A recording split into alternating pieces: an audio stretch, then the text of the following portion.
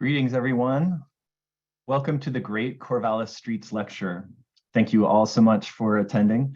My name is Steve Starcevich. I am a volunteer with the Corvallis Sustainability Coalition and leader of its Transportation Action Team. This event is being recorded live and eventually will be posted to the Coalition website. We are very pleased with the high level of community interest in this talk. We have over 260 people registered for this event, and this includes staff from the city of Corvallis, Benton County, Oregon Department of Transportation, Oregon Department of Environmental Quality, and Corvallis Area Metropolitan Planning Organization. We also have some city planning commissioners, at least one county commissioner, and 2 city councilors. We really appreciate that all of you are here with us tonight. Let's see here. So we are hoping for a lively Q&A session immediately following the presentation. To submit a question, please click on the Q&A icon at the bottom of your Zoom window. Type in the question and don't forget to hit enter. So we're not using the chat, we're using the Q&A icon. Local transportation expert Sarah Braunstein has kindly agreed to moderate the Q&A. This talk is co-sponsored by the Corvallis Sustainability Coalition's Transportation Action Team and 2 of its partner organizations, Mid-Valley Bicycle Club and Corvallis Streets Are for Everyone. Mid-Valley Bicycle Club is a nonprofit cycling club centered in Corvallis and open to cyclists of all ages and abilities. The club hosts weekly rides, multi-day tours, and an annual covered bridge bicycle tour. The club also funds bicycle education programs in the Corvallis and Albany school districts. Corvallis Streets Are for Everyone is a group of city residents advocating for improved safety on our streets with an emphasis on infrastructure changes and safer evidence-based street design. We are all committed to making Corvallis streets safer for all road users. So we are very excited you've joined us tonight to find out more about road diet designs, envision where they could be implemented in Corvallis, and learn about how they might affect our community. This is a timely talk because Corvallis recently implemented its first road diet and is considering road diets on other streets. Many of you already know that the first road diet was implemented on Circle Boulevard in the fall of 2020. The city monitored traffic before and after the restriping and has reported that preliminary results are positive. What you may not know is that other 4- and 5-lane roads in Corvallis are being considered for road diets. Let me just give you a quick tour. So in South Corvallis, 3rd Street, this street is the gateway to our city, as you all know. It has residential neighborhoods on both sides. It has an elementary school as well as retail, restaurants and other businesses. It's also a 5-lane highway and a designated freight route, and it's managed by ODOT, not the city, so the Oregon Department of Transportation. During an 18-month period from 2018 to 2020, 3 separate people trying to cross the street were killed by drivers. These tragic deaths spurred ODOT to partner with the city to make immediate safety improvements and begin work on a long-term plan for improving safety and support for active transportation, like walking and cycling. This is called the Highway 99 South Corvallis Facility Plan. It's in the planning phase, and stakeholders are considering several action alternatives, including some road diet designs. The next road being considered for a road diet is Walnut Boulevard in North Corvallis. It's currently a 4, 5, and at one place, a 6-lane street. It has elementary schools on both ends of the corridor. The street goes through several neighborhoods and past Timber Hill Shopping Center. These pink signs that you see here on the bottom left went up along Walnut Boulevard shortly after a driver struck and injured a child in a crosswalk who was walking home from school. A recent traffic study of Walnut Boulevard near Bessie Coleman Elementary showed that 40% of drivers exceed the 35-mile-an-hour speed limit. And many drivers feel comfortable going dangerously faster than that. In part to deal with this safety issue, the city is currently in the planning stages of an evaluation of Walnut for a road diet. So those that are new to this street design concept may be asking, what is a road diet? What streets are good candidates for them? And thinking about the candidate streets in Corvallis, how would road diets affect these neighborhoods? Safe routes to school, active transportation, businesses, freight routes. And then when you've applied the road diet to the street, how would they be applied to the intersections? Fortunately, we happen to have the perfect person here tonight to introduce us to road diets and answer our questions. Our speaker is renowned urban designer and transportation specialist with 45 years of experience creating safer, healthier, more active, and thriving communities. He has received Lifetime Achievement Awards from the Association of Pedestrian and Bicycle Professionals and from New Partners for Smart Growth. In 2001, Time magazine named him as one of the 6 most important civic innovators in the world. In 2014, the White House honored him as a champion of change in transportation. We feel very lucky to have him here tonight. I'm very pleased to welcome Dan Burden. Thanks, Steve. And good evening, Corvallis and Benton County, and whoever else may be listening in. My style for presenting is to be very informal. And I really look forward to helping answer the questions this evening. But before that, let me start my presentation. Can everybody see the presentation?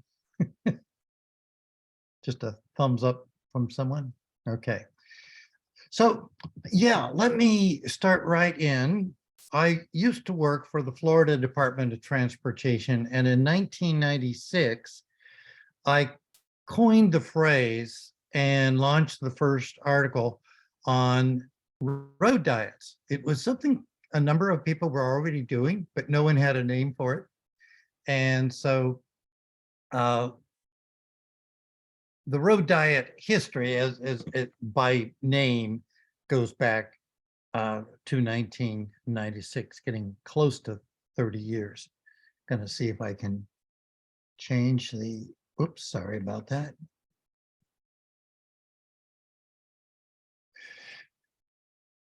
Yeah, so I'm going to do a bit of an introduction where I will further define road diets, but I really, right up front, want to get into what are some of the classic myths that people believe, and see if we can certainly discuss those and hopefully dispel most of them, if not all of them. I also want to get into what the results are of road diets. They're almost universally positive, and we'll get into the safety, the capacity, economics, and then the other users of the street, certainly emergency response and freight. Transit goes in with that as well. And then what are some of the intersection solutions? If you don't handle the intersections, you can only go so far with a road diet. So I want to explain the value and the significance of also addressing the intersections. Mid-block, how they work, and then what the process is. The technical side is pretty straightforward, but if you don't use an effective process, you lose projects. So I want to get into that, talk about best practices, and then we'll conclude with the Corvallis opportunities. And the first one, of course, you've already taken. I look forward to one day being able to come down and enjoy the fruits of your labors. I think it's important, though, to point out that any project, when you do the first one, and I don't know if this is the first one, but when you do an early road diet, it's really got to ring all the bells and be able to measure reductions in crashes, efficiency, moving traffic well, and multimodal, and then the economics. So I'm going to cover all those territories. So let's start with the definition. Now, it's a fairly simple term, and hopefully everyone understands the significance of it. That a road diet is anytime you take something away from a street. And I'll broaden the definition beyond what most people think. If you've got very long left turn lanes or right turn lanes, you can shorten them to a much safer size. And so that would, in my definition, be a road diet. Same with on one-way streets, taking out non-essential lanes and other steps. So my first point I want to make is every single multi-lane road, when you get your Blizzard, the motors will prefer that it be a road diet. So whether or not you think of your roads as already being lane reduced, you're already doing it until the snowplows get there, and pretty effective too. So why does all this matter? I want to set the stage for that early on and get into the real high points. There's a new concept that the Federal Highway Administration and now many states are picking up, and that is taking a safe systems approach. The best way for me to describe that is we need to stop blaming the driver and the pedestrian or whoever gets hit, because we've designed the roads to induce the very behavior that creates the crashes. So now there's an awareness, certainly at the federal level, that we've got to stop designing streets that will induce crashes. And we know so much more about that. Vision zero, target zero, other terms we use. But now we're wanting to effectively lower the speed people drive and design for those speeds so that the speeds come down, certainly in urban areas, and make sure that those designs really are helping bring about the lower speeds that we want so that people aren't just frustrated. It's also important to point out that in repurposing streets, we now are going to focus on streets being for public space, for socializing, for people, for all people of all ages. And so the important concept is that we use the safe systems approach, and you're going to see this term become more popular as we go. Another big reason for considering road diets is we're realizing that if we could just build complete neighborhoods, multimodal communities, then we're just not going to be getting in our cars often. That we'll have parks, schools, some shopping, some work centers, close enough, what we call the 15-minute neighborhood. And this is a huge push that really has come to life in the last 10 or 15 years. Another very important point is many people live on the streets we're going to be talking about.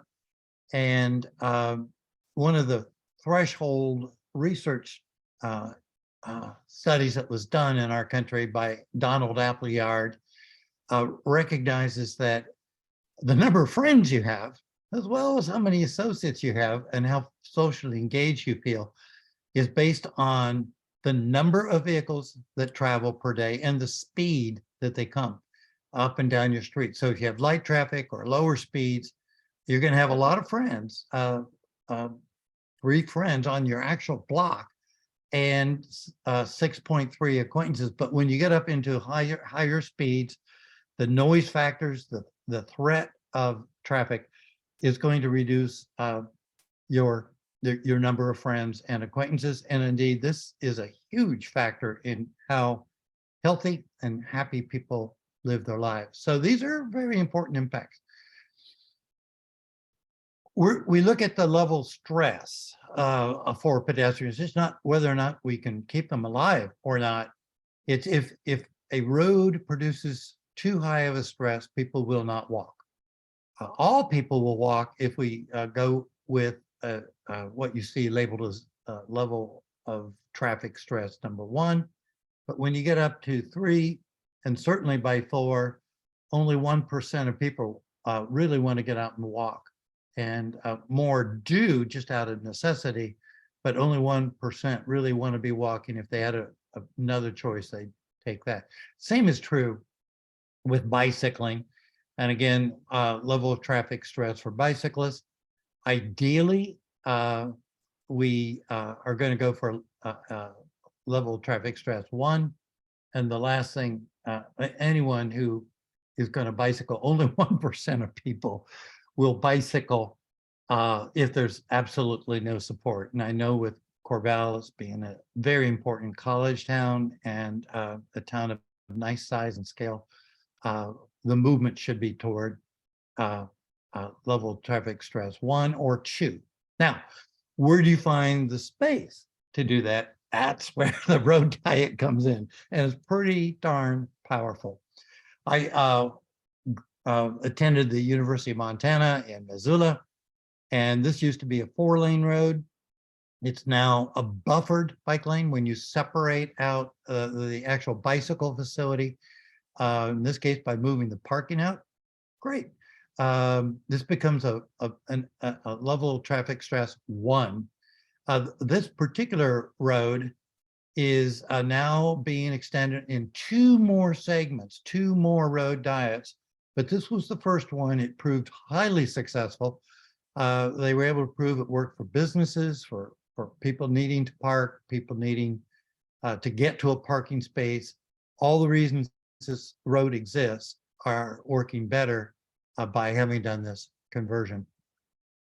Some of the most historic of all streets in America, this one, probably one of the very early road diets. I don't know how far it goes back, but probably in the 90s, the early 90s. You can tell by the age of the trees that this road, which connects the famous University of Stanford, right, to the heart of the town. This is the heart of the downtown. Notice this owns only 2 lanes, but look what's happening. On the left-hand side, you see angled parking.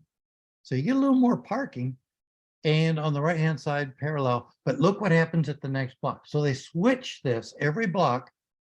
There are no bike lanes, and I would say this is a nearly perfect design. You don't need bike lanes when you get speeds down in the 15-mile-per-hour range, which is absolutely the case with this street. It's so well designed, but this is a road diet. So a pop question, if somebody can add it into the chat box, who was the first president of the United States who designed this street? I'll give you just a few moments to provide your answers, but it was a United States president that designed the street back when it was 4 lanes.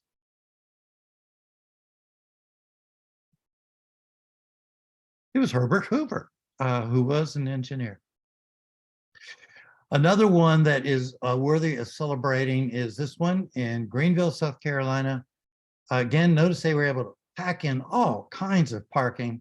This went from 4+ lanes, I'd say, down to the 2. And this was truly what ignited Greenville, South Carolina as being one of the hardiest Main Street towns in the entire nation.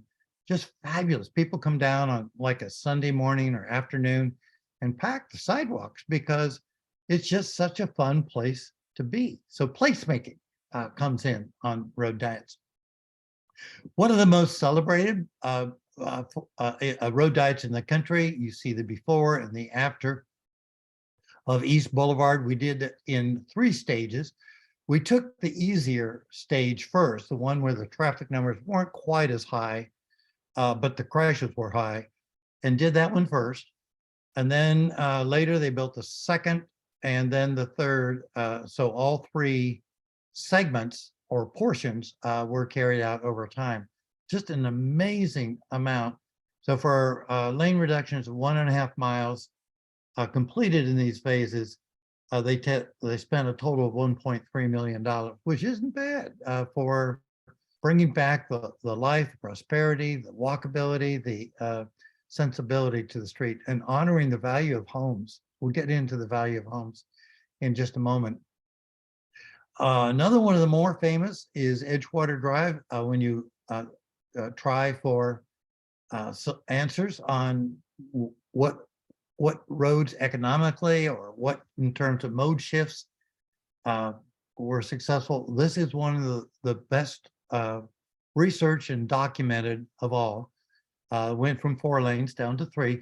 There was a momentary period, maybe no more than a year, where some traffic was diverted to other roads, but all that road traffic came right back in a reasonable period of time. In general, when you do a road diet, you never lose the traffic long term. It might be a month or 2, if at all. But another wonderful discovery is that the corridor gained 77 new businesses and an additional 560 jobs since the road diet went in. So keep this in mind when we get down to the economics side. And Edgewater Drive, within a half mile of the corridor, home values went up 80% and 70% respectively. Very significant increase in the total value of land. This is another one that I got to work on directly. It's Farmington, New Mexico. The road before was 4 lanes. There was only moderate success with the downtown. In fact, I'd say as many as 30% of the stores were closed. You can see some of the for rent signs on the street. We did a charrette, a wonderful public engagement process, got all kinds of people engaged. This is the conceptual photomorph of what we were proposing, and the actual was almost identical to this, but notice how much more parking we got on the street, how much easier and safer it was for pedestrians to cross the street. I'll go back. This is what it was like before. And truly, this is almost right to the last square foot of concrete, what got built. This is a very central part of the entire community, and it just brought total new life to the entire downtown.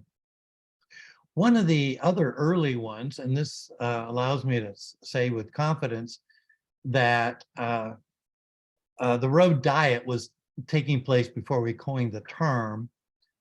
Grand Junction, Colorado. This had been 4 lanes and possibly 5. They're down to 2 lanes, but you can see by the size of the trees, this is actually built when I was still in high school. It would have been 1962. They did the work. That's pretty amazing. So road diets have been around for a while. Another one that we worked on in Avon, Colorado, a high mountain town, gets lots of snow. And we gave them choices. You don't always end up with a roundabout. So notice on the left, we use a roundabout in one of the concepts, and certain elements of the street. The community preferred that we give them some other options, so you can see the concept on the right. As long as we take the intersection as the key location to make a road diet work, it really will work. But we have to pay attention to the intersections. Notice the upper left photo. You can almost see, I hope you can see the old 5th lane. This used to be a 5-lane road.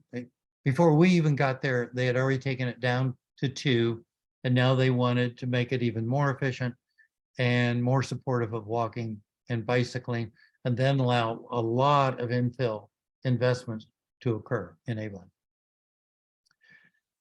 Victor Dover worked on this one in Miami.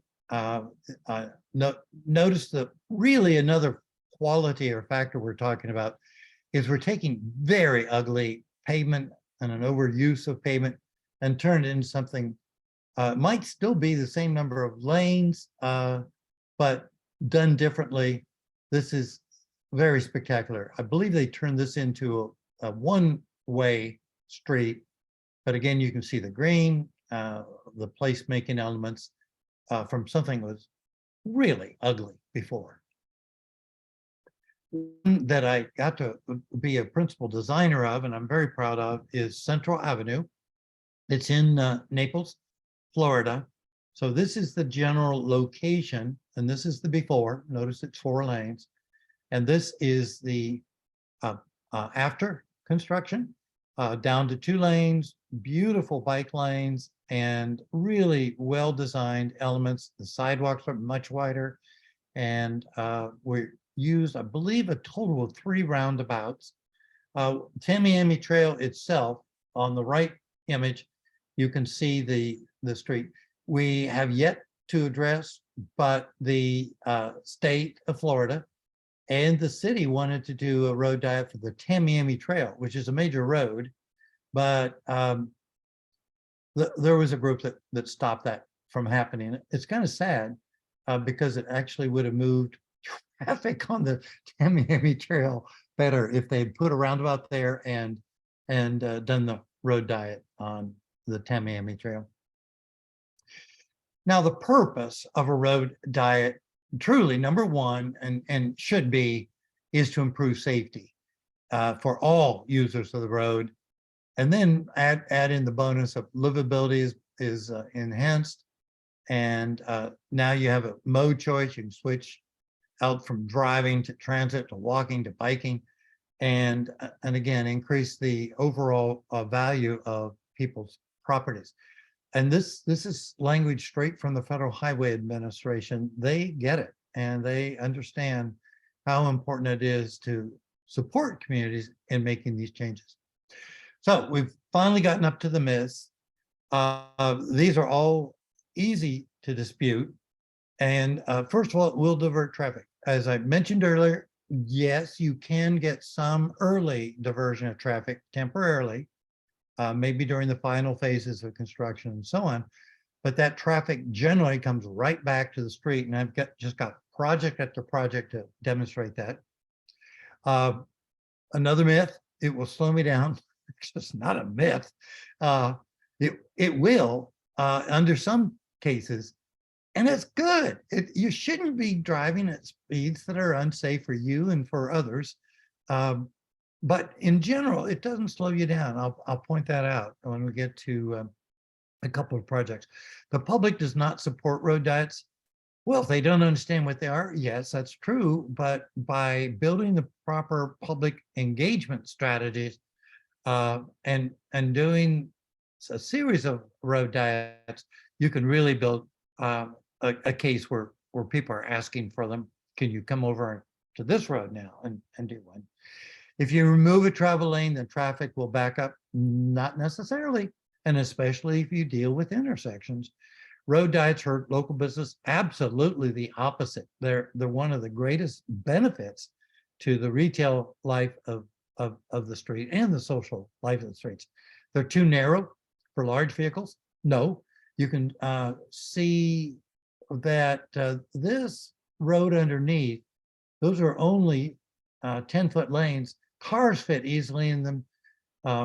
Buses can fit in them, and you can create a buffer to the bike lane. It really works. And then freight. In Oregon, freight's a big issue, but it works beautifully for freight. In fact, we get lots of accolades from people who get tired as freight operators from having to go slow through a backup in traffic. When you do a road diet properly, you're really allowing them to get through town in less time, at lower speeds, but in less time. So this is a street that's ready for a road diet. I think you can see that International Drive in Orlando is a horrible place for safety. People come out of their hotel, they want to go to a restaurant, and they find there are no crossings. But a road diet, especially by looking at the whole system, would actually work very well here. Another issue with road diets is thinking that you're going to divert traffic. So this is one of my favorite success stories. We did the road diet, and there was anticipation that people wouldn't want to go a little slower. So we made sure that the 2 adjacent or 2 parallel streets could be easy to get to. Turns out that people just want to drive down the beautiful street. So they stayed on the principal street in Delray Beach, and the other two streets didn't pick up any traffic at all. So people want something that's lovely, that's attractive, that feels safe, and where they can see other people. So it's pretty cool. Another key element is that when we do a road diet, the scene you see on the right, which is in Sacramento, we've really changed that whole area of the downtown district as a result. The ideal of any street should be a 50-50 ratio. That is 50% would be for movement of vehicles. And then the other 50% should be a buffer to the sidewalks, or parking. In fact, when you think of Pennsylvania Avenue, they've got that perfect ratio up and down all of Pennsylvania Avenue, 50-50 ratio. So that's what we should be striving for. And by the way, we recommend to communities they start their travel lane default width at 10 feet. There will be justifications to go up to 11, but start with what you really truly need to move traffic, and don't overbuild lanes. Same with corner radii. Go with the compact intersections. That's where you picked up your efficiencies, and then truly begin to activate the space with your land use development. I was able to work on this project in Gulf Shores. It's in Alabama. They had a need to have more lanes, they felt, in order to handle hurricane relief. And so this is what I did while I was there. I built a photomorph to show what that 5-lane would look like. I've never seen a traffic engineer cry, but Kit did. She said, Dan, we don't want that. And yet their numbers said that they needed that. So I said, well, look, if you build a roundabout, you can stay down to your 2 lanes, and you can get people through at a very high number. Typically a roundabout, a road diet will handle, when you use it with a roundabout, it'll handle 30 to 50% more traffic. So pay attention to your intersections first and foremost, and you'll find that a number of road diets will work. But if you don't pay attention to the intersections, yeah, it's kind of a lost cause. I love this one. We worked on this in Sioux City, Iowa. You can see very light or very little traffic, and yet they'd gone to 7 lanes, where in, got to move my screen like as we go. They were able to build a beautiful street and keep this down to a proper number of lanes. And by the way, I meant to say this earlier, but I worked in probably 25 towns in Oregon so far. Corvallis twice, typically in the downtown section. Again, you can see that getting the right size for a road is going to really give you more land and space to do all the other things to bring a district alive. Your 15-minute neighborhood needs a center. And so the roundabout is a clear winner on that. Now, this is the road I wanted to mention that we were able to prove with very high numbers that we could make it work. And we brought back the economic life of this street. It had been 5 lanes for over 2.5 miles. And so you see the left and then the right. We added a lot more parking, created wonderful buffers, and really started to see a lot of infill investment come. This is La Jolla Boulevard in San Diego, one of the most celebrated of all road diets today. Again, same street, La Jolla Boulevard is what it had been. And this is what it became. And I want to say that they've seen over $250 million of new investment. And again, lots more shops. Noise levels dropped 77%. And this is the only time I've been able to get the data that shows the noise level reductions, but that's a very significant reduction. And then, of course, the increase in retail sales. Same street, La Jolla Boulevard, the before, and then the after. The pedestrian, instead of having to cross 68 feet, now only has to cross 14 feet until they're on a median. So it's amazing. You can see the before and after again. And oh, here's the cool thing. In this particular road, I think we put in 7 roundabouts. Motor speed went from 40 and sometimes even 50 miles an hour down to no more than 19 miles per hour. It would be almost impossible to get speeds higher than 19. But here's the cool thing, because we took out all the signals and the 4-way stop, people go through the entire corridor in less time than they did. So a road diet can also enhance your efficiency of getting all the way through a corridor and getting home. One of the many stores that came to this road, Longs, I talked to the manager of the store. He said, Dan, we would not have come to this location if you had not done the road diet. And he thanked me. So a litmus test is reward the change that you're looking for the most. The short trip and active transportation. This is just the most amazing transformation for a street. And again, it's 2.5 miles of treatments, I believe. Now, this is also a road diet. This had been 5 lanes. I would want to say that it is a complete street. They use very wide sidewalks meant to be pathways. I would have personally designed it with better bike facilities or done more with the walkways to make them more comfortable. But this is pretty darn good, and this is right at a school. It's a raised intersection.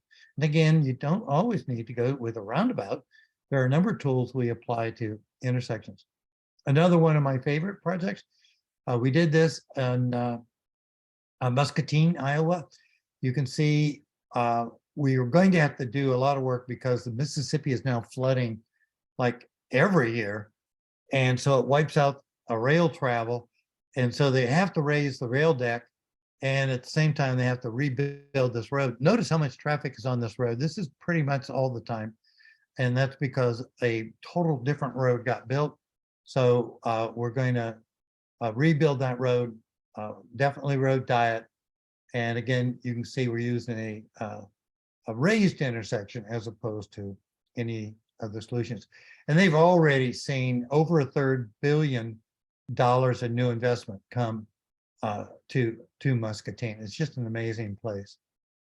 Another one of our communities that I've been working in for over 15 years now, Albert Lee, Minnesota.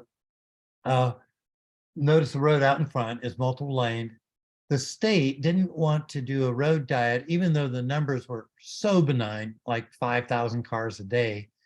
They didn't want to do it, but the city was together and they said, then we don't want your money. Spend it somewhere else until you come back and work with us. Well, you can't say that to a state.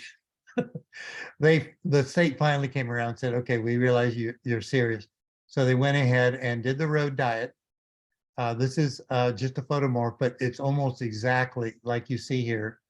The roundabout has to come in future funding, but they've seen a 71% reduction in crashes as a result of going down to simply 2 lanes. I'm seeing numbers in the 70s in a lot of our projects, 70% reduction in crashes.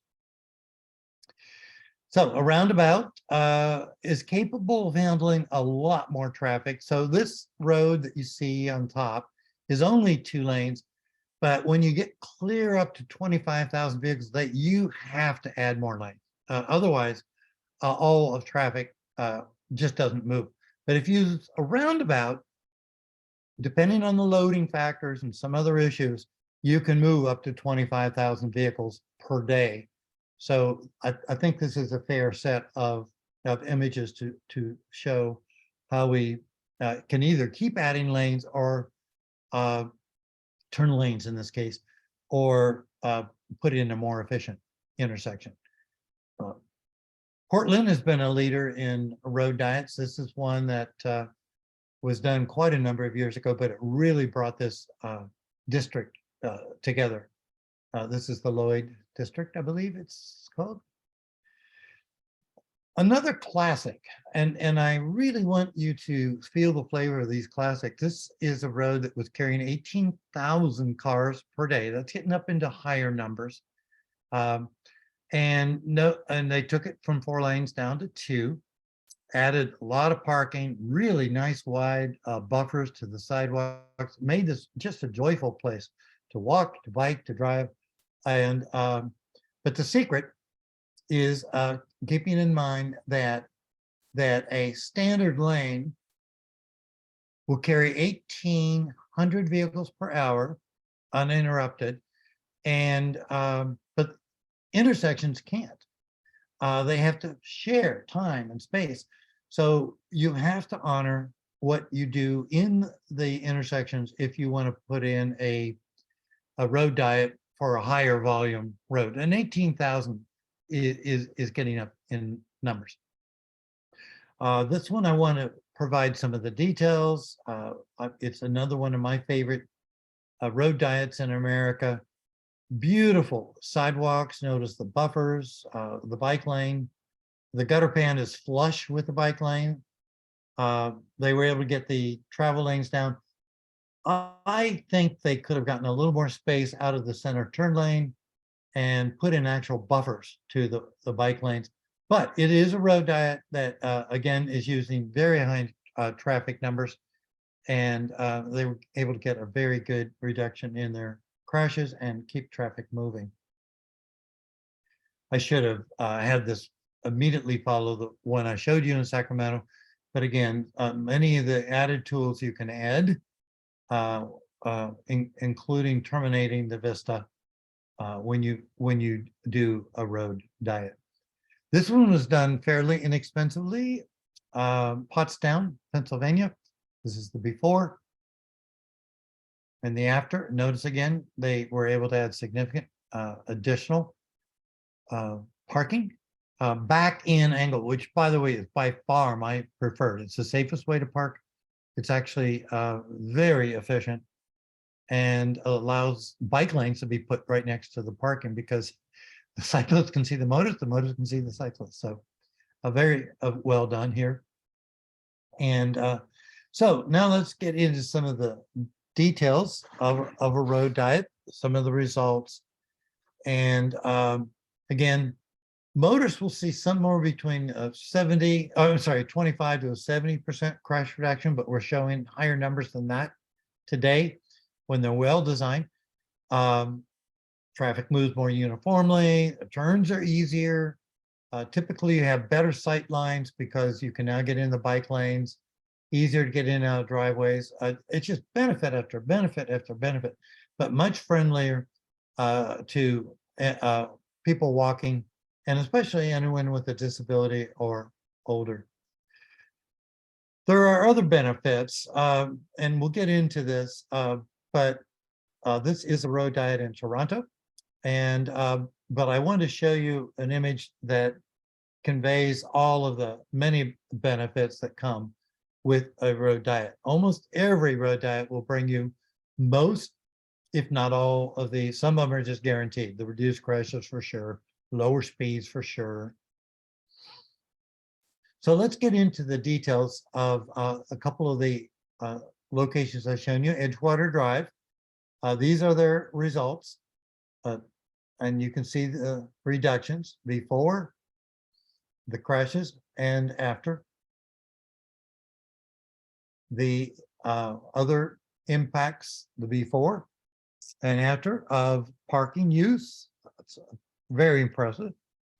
Then the number of pedestrians. And this number, by the way, keeps climbing.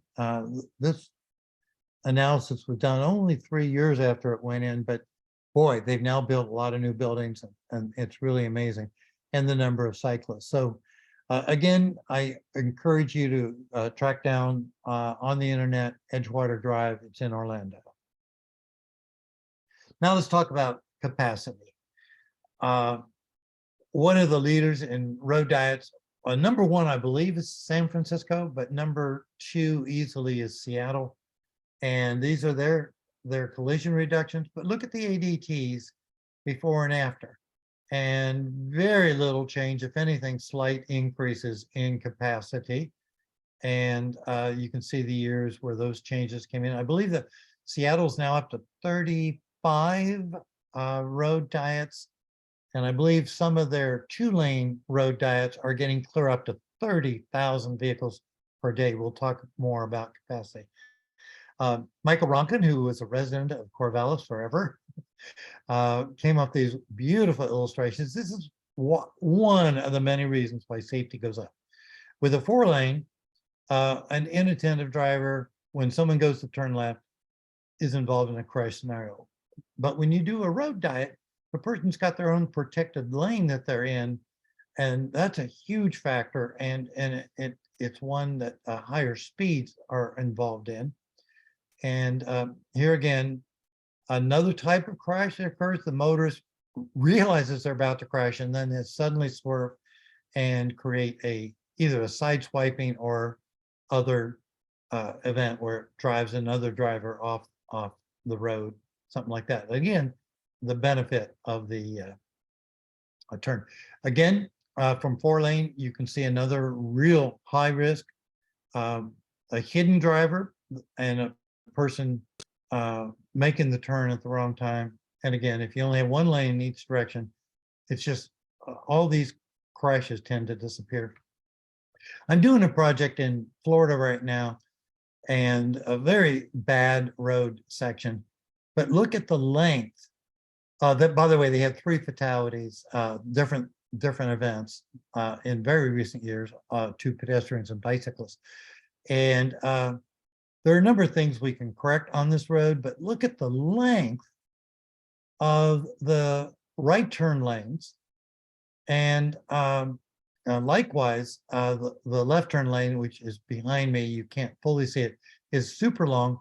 This not only induces higher speed, but it means that we just don't have the space to give the pedestrians safe crossings and so on. So I consider a road diet just where we shorten the turn lane to the proper distance, and in some cases take them out when they're truly not warranted for volumes or whatever the reason is. Another system of road diets that I really like to celebrate is Lake Washington, 4-to-3 lane conversion. They were running 21,000 cars per day. That's getting into the higher numbers, and but so successful that they now mapped out other road diets they're going to do. This is the actual project. It's called Lake Washington Boulevard. That had been 4 lanes, and it was impossible to get in and out of driveways. By putting in the 3rd lane, they were able to make it safe to get into and even out of driveways. And this is the cool thing. They had to do work on a parallel road. So during that period, they had to be running 30,000 vehicles per day, and this road handled it. It wouldn't have handled it had it been 4 lanes, because they were already reaching back up just with 21,000. They certainly wouldn't have been able to handle 30, but with the road diet, and that's why I like to say sometimes road diets are more efficient and can do work that multiple lane roads cannot do. They were able to take this area that had been 4 lanes down, so it make much safer pedestrian crossings. It's another wonderful feature of road diets. Let me move beyond this because I really covered this road before, and my apologies for the redundancy. So you can see some of the treatments they were able to get in. Now let's talk more about the efficiency. I am a strong believer, again, that set your default width for your lanes at 10 feet. This road used to be 3 lanes as a one-way, and we were able to knock it down to 2 lanes, 10 foot each. So we went from 36 feet of width down to 10 feet. So the signals the signal cycles could be much stronger and favor the dominant stream of traffic. So pretty amazing when you look at combining your lane widths and how many lanes you have and how efficiently you can move vehicles. This is what it looks like today. Again, we went from 36 feet down to 20 and greatly enhanced the overall efficiency of moving vehicles through this intersection.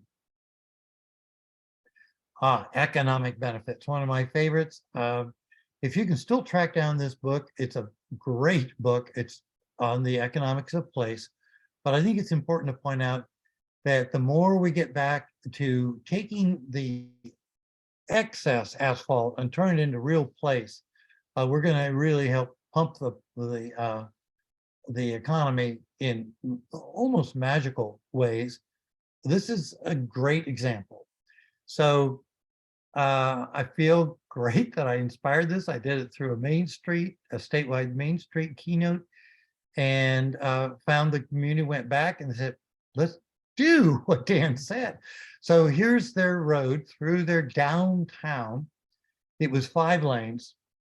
And notice it's brought down to 2 lanes, much more parking, and lots of landscaping, and speeds are now typically 10 to 15, even 15 would be high for the street. They brought in $750 million of new investment already. You can see again how joyful this is when you look at your parking. You have many different ways you can do it. I celebrate what they did. They kept their sight lines open and really created a street that's only meant to be driven at low speeds. Again, from 5 lanes down to 2. There are other ways that we can enable greater economic return. Notice the 49% increase in retail sales once we were able to get in the protected bike lanes. And again, the cars were moved out, the parking, and really nice buffers to these treatments in 8th and 9th Avenues in Manhattan. Absolutely stunning what these results show us. Again, sorry for this. I didn't mean for that to get in a second.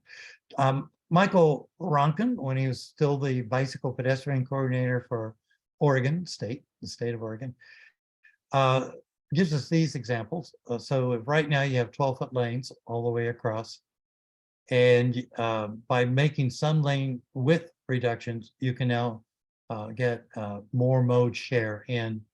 This just show different ways you can go about it. And truly each road diet that you do needs to be its own unique typical section as you do it. But it's amazing that so much has come from Oregon on the right way to do treatments. Some road diets can be put in temporary. This one certainly, you can see what they did. They did some asphaltic curbing, put backfill stone material in, and a few little planted trees, but it works. This particular town, University Place, I think is up to the 7th road diet. Their prices have come down. Now, especially Oregon, there's always going to be the question about freight. The freight industry has a strong voice in the legislature. And I really want to build the case that road diets can be very beneficial to freight movement. And this will just be an example. This was a road diet in Manitou Springs.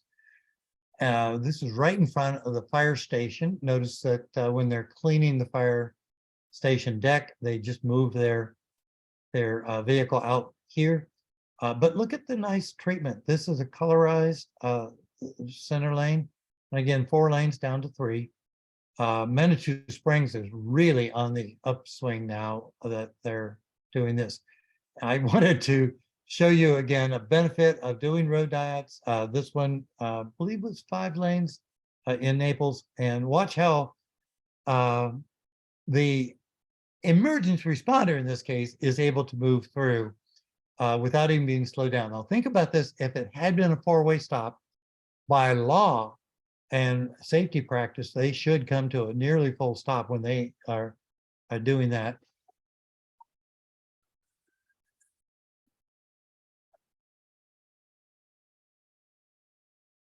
He did not slow down one iota. The truck apron is meant to be Explanation here. truck apron is meant to be done at a moderate speed, but there must have been a very important call for him that day. And again, that one is in Naples. Okay, now let's talk a little more about freight.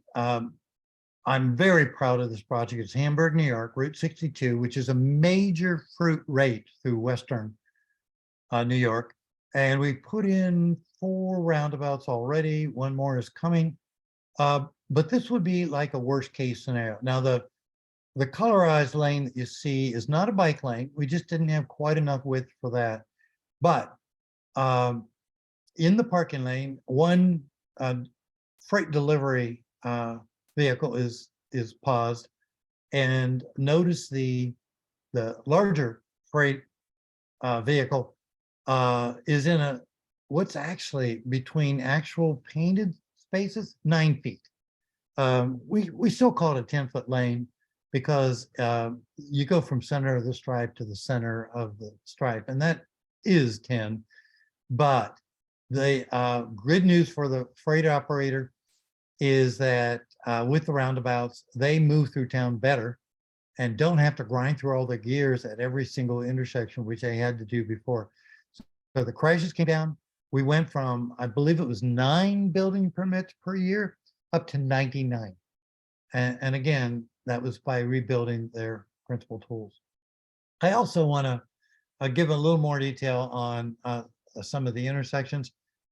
The state of Hawaii had dedicated, I think it was $15 million to do an overpass on the road on the left. And we said, number one, pedestrians don't like overpasses. They're inefficient for them. So we recommended that they go with the what's referred to as a protected intersection. It's very efficient, and hopefully you'll be building these in Corvallis in a reasonable period of time. Hamburg, again, we went from no roundabouts and very inefficient streets to now having wonderful roundabouts, and that allowed us to keep the lane widths moderate and really pull this off. Again, I'm sorry for this redundancy. Here you see in Hamburg, whether or not the pedestrian crossing the street, this had been a signal before, if the pedestrian is going to hold back traffic. So first image, and notice where the cars are. Second image, she's approaching the center line. The vehicles are appropriately yielding and entering. But look at the third motorist back, already recognizing that he gets to be courteous today. And so the pedestrian is actually stepping out of the street, and not a single car has been delayed in their entering the intersection. Mid-block tools. This is one of my favorite road diets. It went from 5 lanes down to this. It's in Asheville, North Carolina. And again, 1 lane in each direction, wonderful turning pockets for the cars. And this, again, mid-block crossings, when you do a road diet and you get down to 3 lanes, you can create wonderfully safe places for pedestrians to be able to cross. So in Asheville, I'm sorry, North Carolina, you see the before condition, and looking further up the road, that's where we wanted to do the road diet, but we knew we wouldn't be able to make it work until we addressed this intersection. So this became a featured project. Keeps traffic moving just splendidly, but look up, you can see 3 pedestrian crossings, none of which really could have been put in had we not put in the roundabout. So the road diet works, but it wouldn't have worked had we not fixed the intersection at the same time. So you can see the change. We like when we do the mid-block crossings to get in a Z, that is to skew the crossing. It helps motorists see the pedestrian, the pedestrian to see the motorist.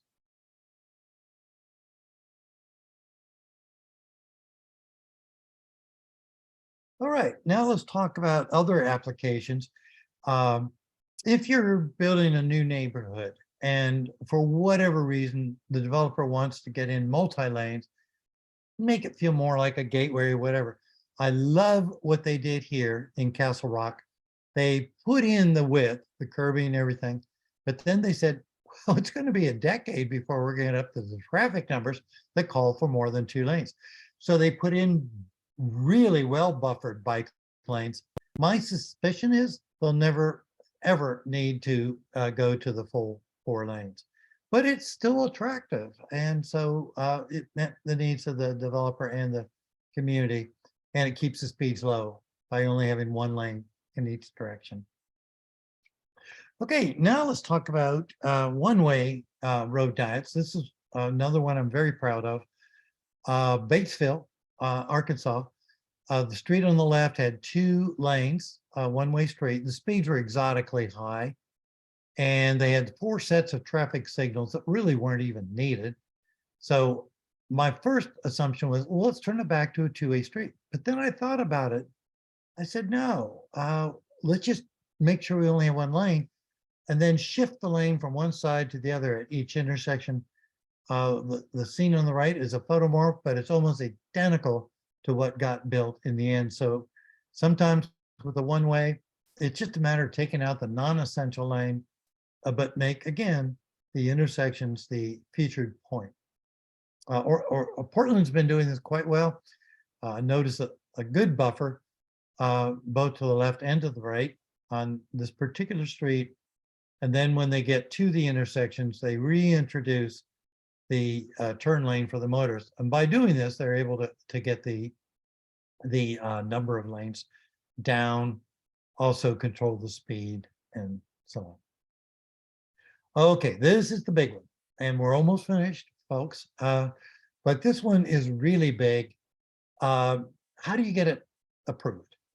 So this is one of my favorite neighborhoods. This is built around traffic calming, but it's so important on every road diet you do to find someone who's going to become the champion. You don't want this to be something that's overly taxes your staff or elected leaders. So getting a neighborhood leader, and I'm going to show you some good examples here, to take charge.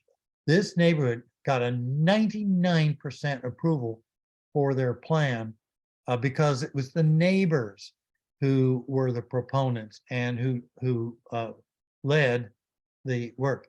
And this is the key point. The closer you get to people's homes, the more involved and engaged they are. And so by using what we like, we call it informed consent. We work with walking audits, with charrette style events, whatever.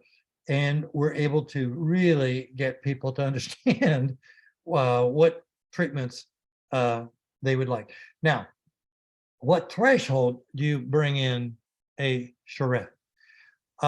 When your numbers are very benign, and these are really important numbers, and every project I've ever done, I paid close attention to these numbers. So if your traffic volume is 3,000, 6,000, 9,000 per day, it's a no-brainer. It will work, and you don't really have to do a lot other than put in a good road diet and make it attractive. 12,000, pretty much the same. But once you get to 15,000, you have to have a good, engaging public process. And if you don't, you could lose the project. And 18,000 for sure. And then 21,000, many communities are now up to 21,000. And Seattle, as I mentioned before, is clear up to 30,000 for 2 lane, 1 lane in each direction, road diets. But make sure your traffic count, and when we at the end look at that, that's what I look at first and foremost. We do the same thing for a 2-lane roundabout and the road diets that go with that, which get into some much higher numbers.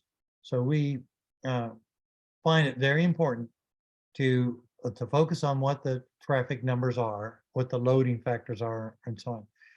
And then get out with the folks and have them talk through what's working, what's not working, what they'd like to have enhanced.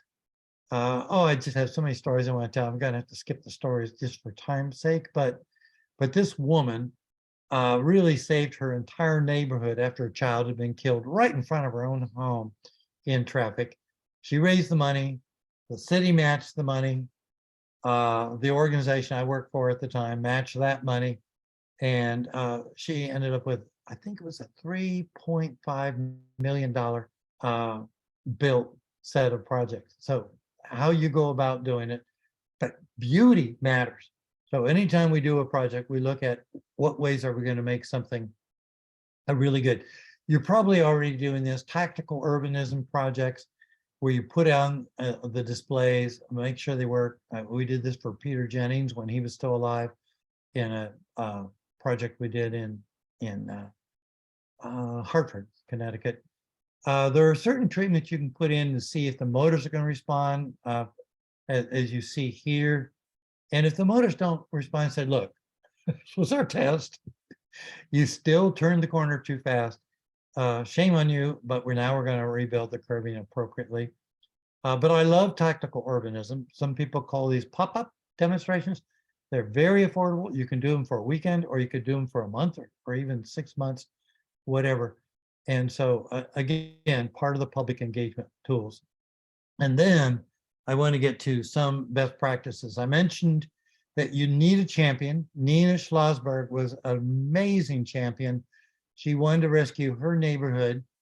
And in the end, she brought over 300 people to the tables, the charrette style.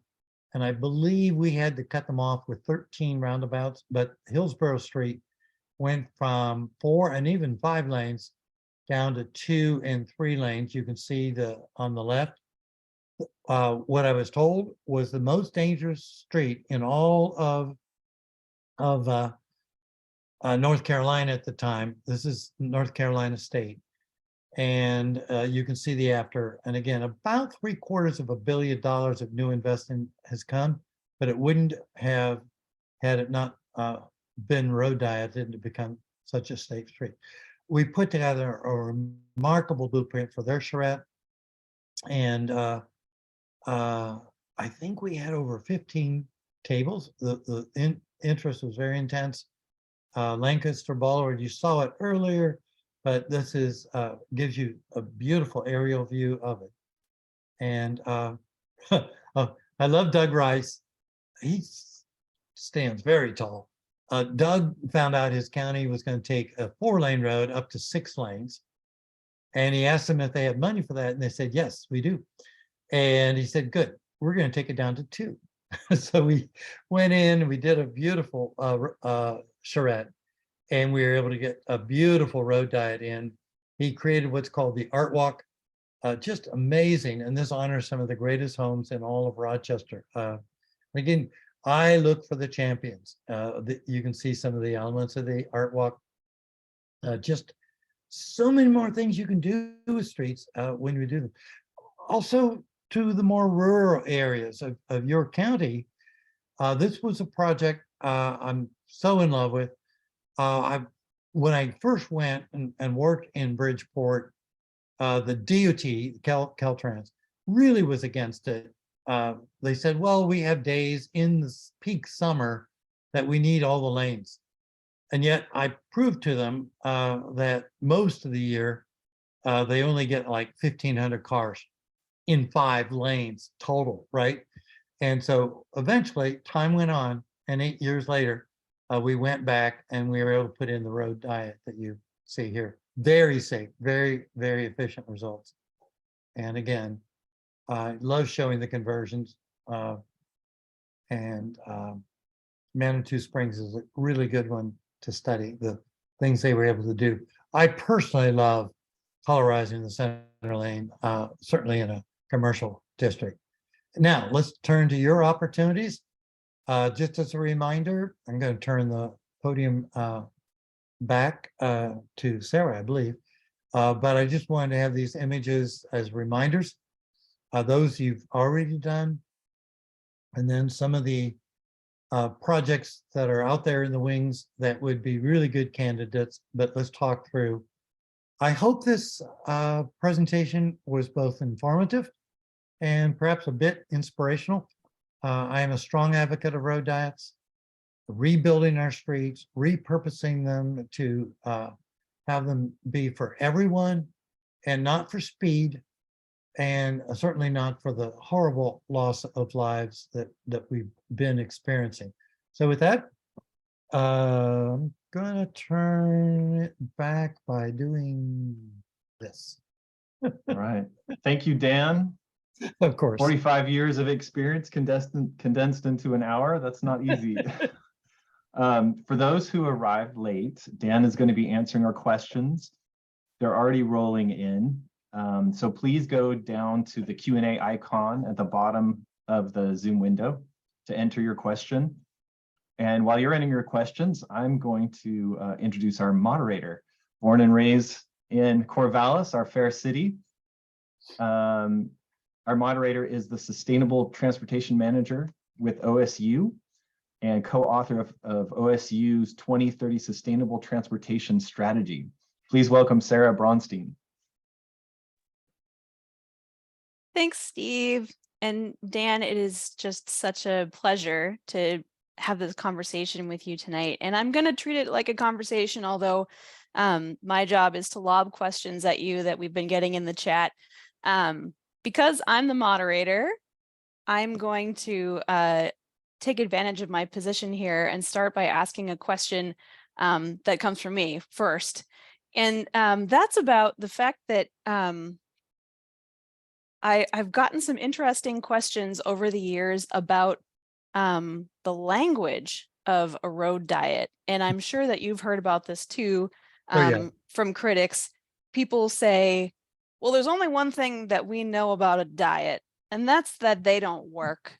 So I'm wondering if you've ever regretted coining that term, or how you rebut that idea that language matters, and if communities might choose to use other language sometimes to get the point across. Sure. And the other term that's becoming reasonably popular is repurposing a street. I don't have a problem with road diet. About 80% of the communities I work in, they love the term because it's so clear that you're going to lose something in order to gain something else. So when you, from nutrition's sake, go on a diet, you're doing it in order to become healthier. And I say the same thing is true of streets, that, but every culture is different. So if people prefer repurposing streets or come up with their own term, great, but it's the same thing. Thank you for asking that, Sarah. Yeah, it came up here in Corvallis when we were doing our Circa Boulevard project, and so I figured I would ask. We've had a couple of questions from folks about our downtown area, specifically our 3rd and 4th Street couplet. And I don't know if you're familiar with that area, but we've got 2 to 3 lanes running through our downtown. It's a state highway, and people are asking, can we do a road diet in a couplet? Could we do it in a, on a one-way street? How would that work? So can you talk a little bit about maybe experiences you've had dealing with roads like that? Yes, and even Oregon streets where I've done that, the Dows, we've worked on that very concept. Hood River, beautiful project, and I think it's going forward. It's in construction. We took 2 one-way couplets and took a lane out of each. And I believe we're going to keep them as one ways. I didn't see the final design, but we gave them an option. They could go back to 2-way streets for the main street through town and really slow down traffic. That's the advantage of going back to 2-way streets as opposed to one-ways. But on the other road, I think we ended up with just taking one of the lanes out.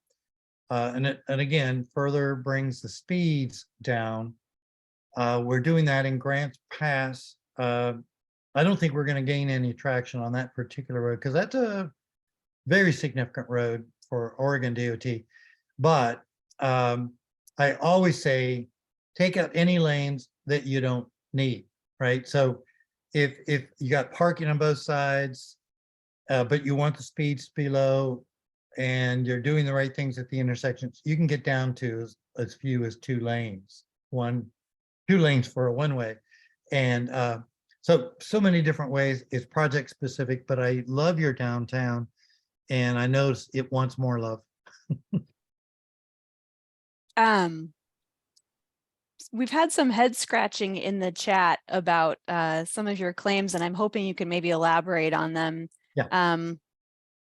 Specifically, when you are decreasing speeds on a road, how are you able to move the same number of cars or actually get people through more quickly? And does it have to do with the design of the roadway itself, or is there some other magic in the intersections that's enabling that change? Yes. So Bird Rock, which is the 5-lane treatment I was showing in California, we put in 7 roundabouts. That meant we took out all the signals. We took out the 4-way stop. 4-way stops are not efficient, and signals, especially if you have wide roads, they can be very inefficient. So by taking out the chance that you'd stop once or twice in a corridor with 7 intersections, you pick up all that time.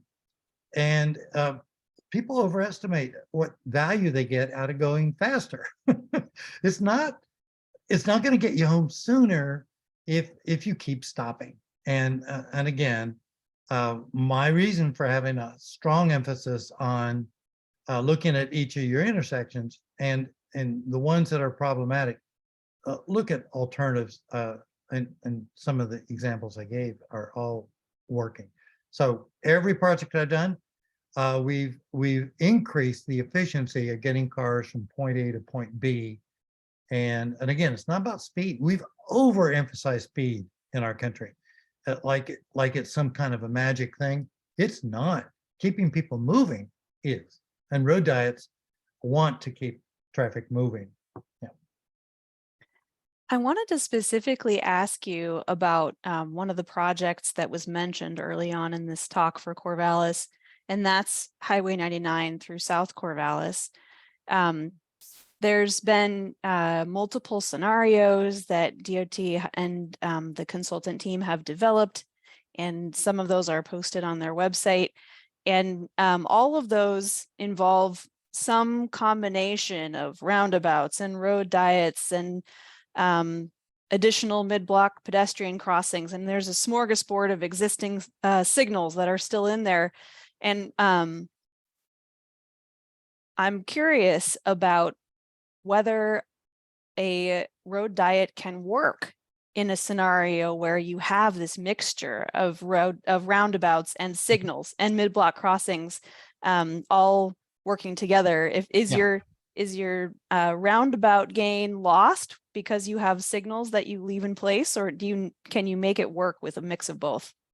You can make it work in a mix of both.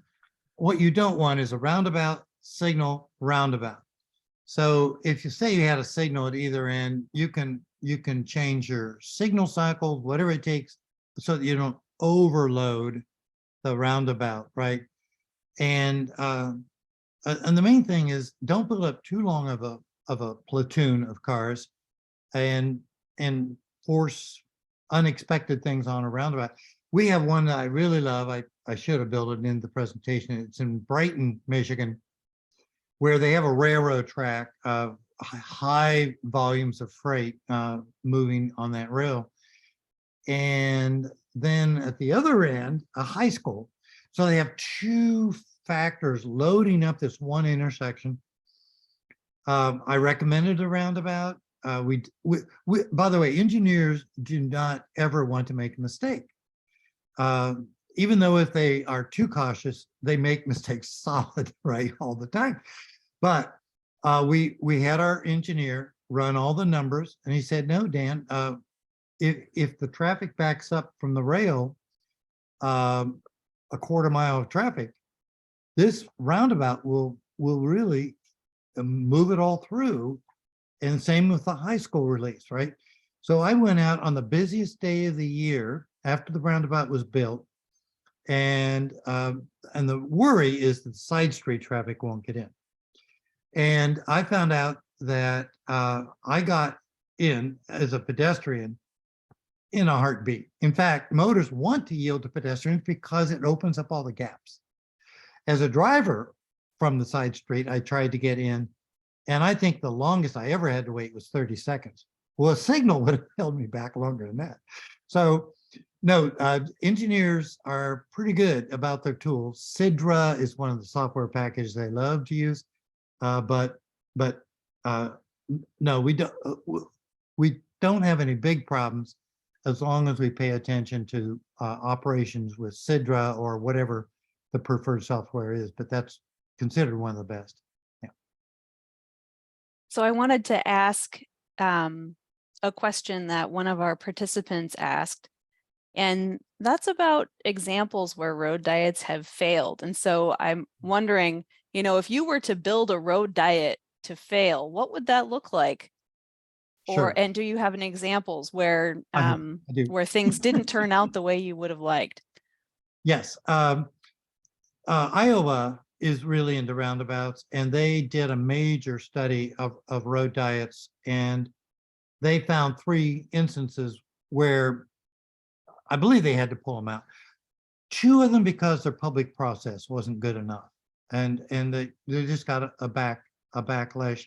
But the third one was they didn't deal with the transit, and where the transit had nowhere to go, it had to stop in the road. It created some consternation. I think they could have retrofitted the transit stops, made it work, but those are 3 good examples, and they all come from the Iowa DOT. I don't know of any that either my engineer or myself have ever built where we had any kind of a problem. I can't even name any others that got pulled off. Now, the most talked about road diet or roundabout in the country where we were able to do the road diet as a result is Clearwater Beach, Florida. And there, it was just bad design. They turned the design over to an architect and left the engineer out of the team. And architects aren't trained to move traffic. So you just make sure you have really good engineering applications. The engineer I use, he and I are now in doing road diets in Buffalo, where all the great circles by Olmsted himself were built. And we're going to take the circles and turn them into roundabouts. But every one of those is going to be a road diet. And so we listen to the community, and we make sure that what we're building is actually going to work better than what they had. Certainly, we know they're going to bring down crashes unless you do something profoundly stupid. A road diet. I don't even know if a road diet has significantly dropped crashes. I just don't know. I do want to address one of the other myths that you had mentioned about diversion of traffic onto side streets. Yes. Because it's a common fear, right? When in Yes. all of these projects that neighbors are concerned that because traffic is slowed, people will choose alternate routes. And models will often show that. Traffic models will show people making those choices. So even engineers are saying this is the outcome that we anticipate from this planning project. So especially when you think about planning for a project like with 99, we're planning for a project that may not even be implemented for 5-10 years. Like, this is a conceptual project at this point, which means there could be increased development and increased demand on that road by the time a project actually gets built.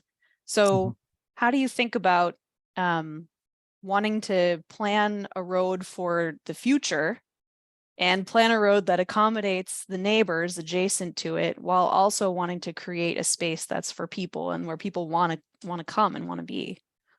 Right. Another reason I like to quote La Jolla Boulevard is that because we were dealing with higher end numbers, 21, even 23,000 vehicles on a single lane roundabout, and the road diet that went with that, there was worry that traffic would spew in to the neighborhoods. And these were mega rich neighborhoods. They didn't want to see one more car.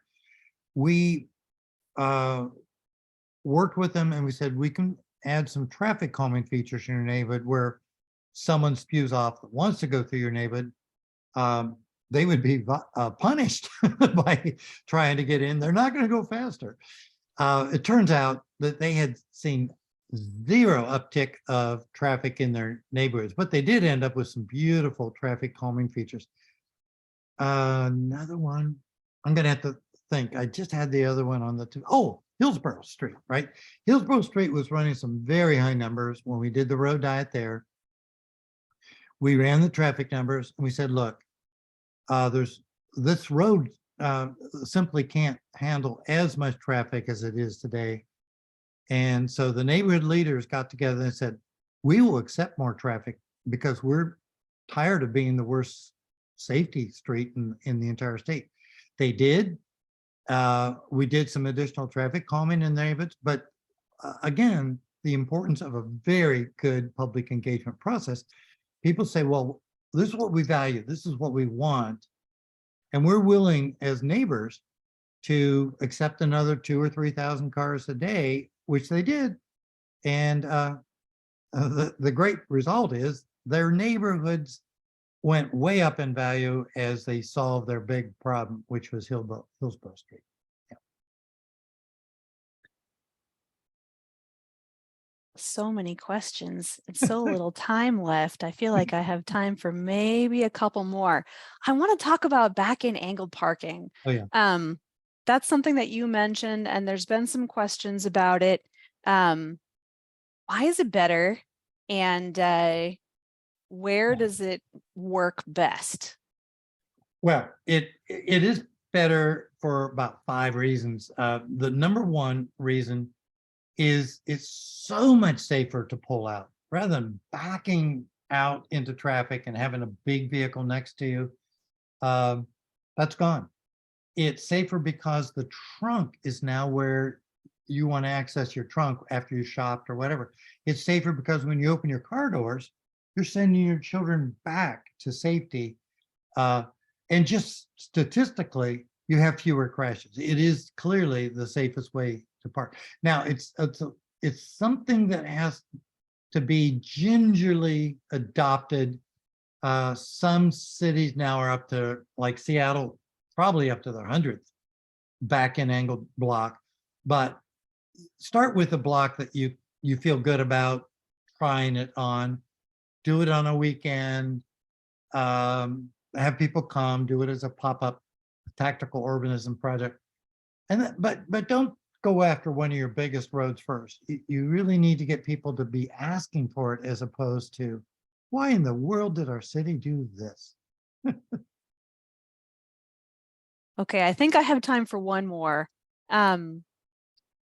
So, and this is a question for the city traffic engineers in the room who might be thinking after watching this talk, you know, Dan's onto something and I need some more tools in my tool kit now if I'm going to try and pursue this.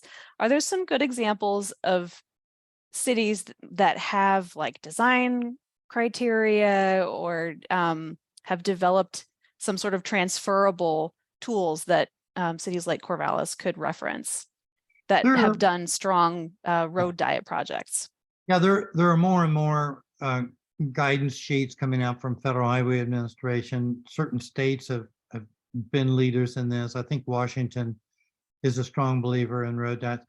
You're asking me this question 1 week early. I'm putting together a whole list of the best literature on road diets. So as soon as I get it developed, I'll definitely send it to you guys to distribute to folks. But there's more and more literature on all the things you want to consider when you do a road diet, what the threshold numbers are, what the, all the things we went through tonight. And that's where we are. It's still a young science, but boy, we're just getting so many great results from every road diet we've done.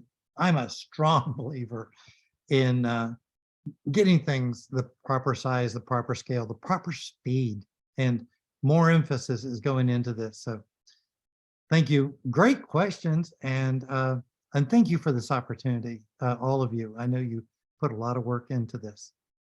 Go Corvallis. Dan, thank you so much. What a wonderful presentation. And Sarah, great Q&A, both of you. Just again, another riveting Q&A. I wish it could go on for another hour. It's getting late though, so we have to say goodbye. Thank you very much to both of you. And I'd also like to thank our sponsors, the Corvallis Sustainability Coalition and the Mid-Valley Bicycle Club. And let me get this thing started here. And Corvallis Safe for sponsoring this event.